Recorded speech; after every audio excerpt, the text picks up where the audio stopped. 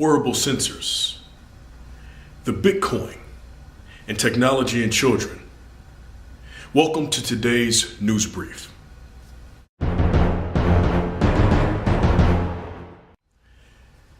In today's news brief, we discuss wearable sensors.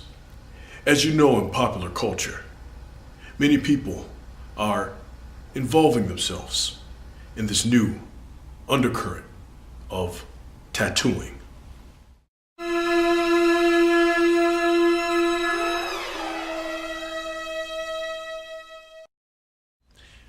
The technology is ultra-thin electrodes that are grafted on the skin, supposedly for a purpose that they are intended to be used for medical purposes, perhaps after surgery. You need to monitor the scar tissue on your arm or the incision made, and will alert doctors that you need medical attention if a sensor detects that the skin is compromised. Other proposals include tracking health and body temperature, taking critical data from out of your body and sending it to a remote location. Think of the impact of this technology. Wearable sensors, similar to a tattoo, that might operate your cell phone or be your cell phone, that might operate your computer or be your computer. Think of the future of wearable technology on the skin. Some of the flaws of the technology include lack of water-resistant technology. The sensors are unable to resist chlorine for people who like to swim, and other long-term durations of wearing the technology has not been perfected. Once these barriers are overcome and the technology is perfected, you can see this product on the market along with other products that will shape our future in ways that we may not be prepared for.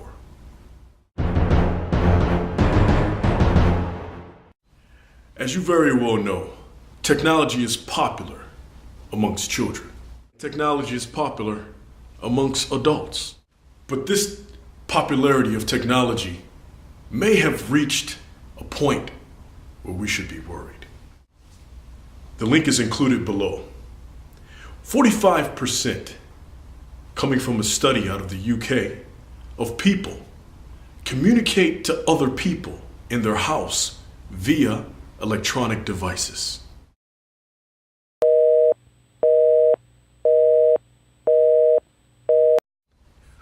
It gets even worse. 10% of children use their social devices or electronic devices in the bed or bathroom. So some devastating news has reached our ears.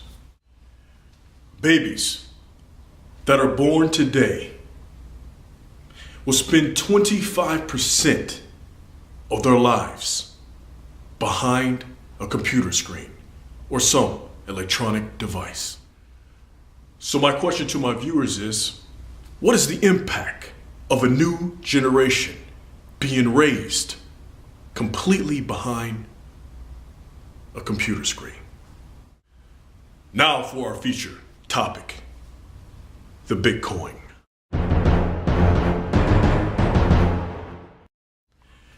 In 2008, an unknown hacker or developer named Shitako Katimoto created what is called or coined today as Bitcoin.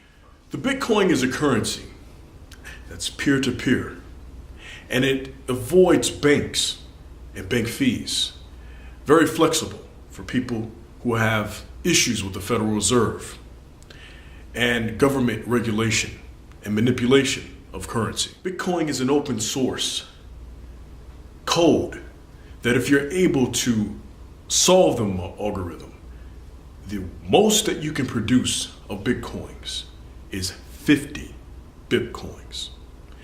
Bitcoins also has a limitation of how many can be produced.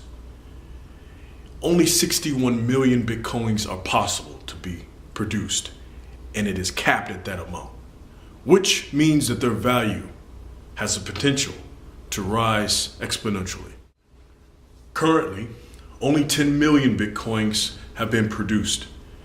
Think of this idea of a Bitcoin being a type of mathematical mining where the algorithm is so complex that it will take years to get to the 61 million mark. But at the same time, the coin is very controversial.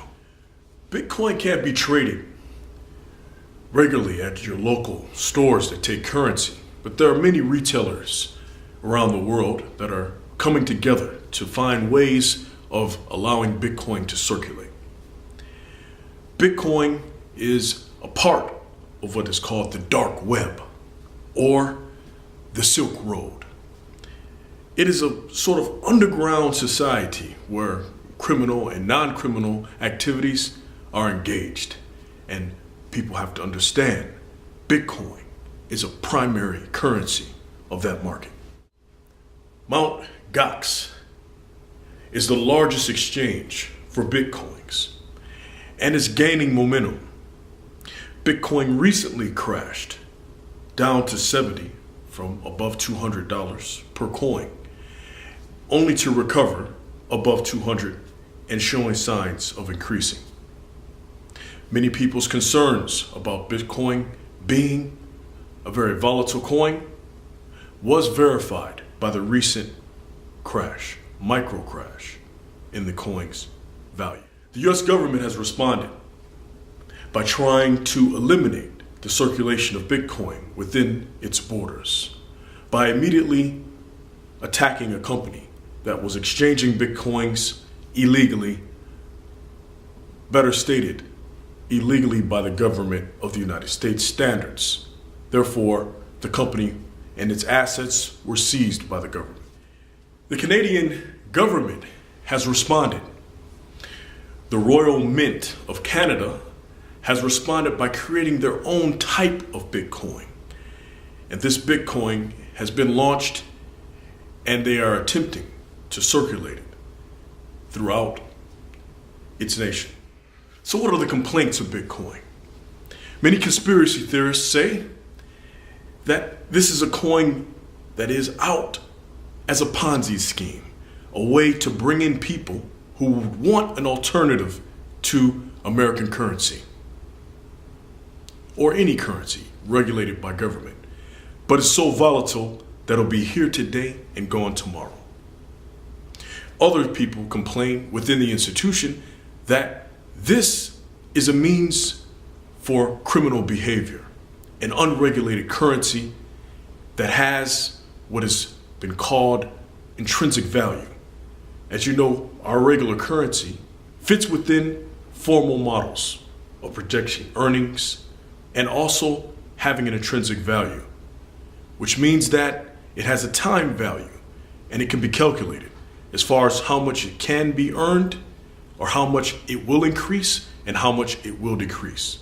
Bitcoin does not fit in any of these traditional models. Therefore, it is definitely a dark currency. Dark currency or not, our system is looking for alternatives. And no matter what these alternatives are or what the risks are, people are gravitating towards anything that can work in desperate times. Desperate times calls for desperate measures. And I am not the one to draw an opinion. Therefore, I invite my viewers to offer their opinion and perspective, because hopefully, through the discussion of alternatives, we can find a solution. This is your brother Umar, signing out. Assalamu alaikum wa rahmatullah wa barakatuh.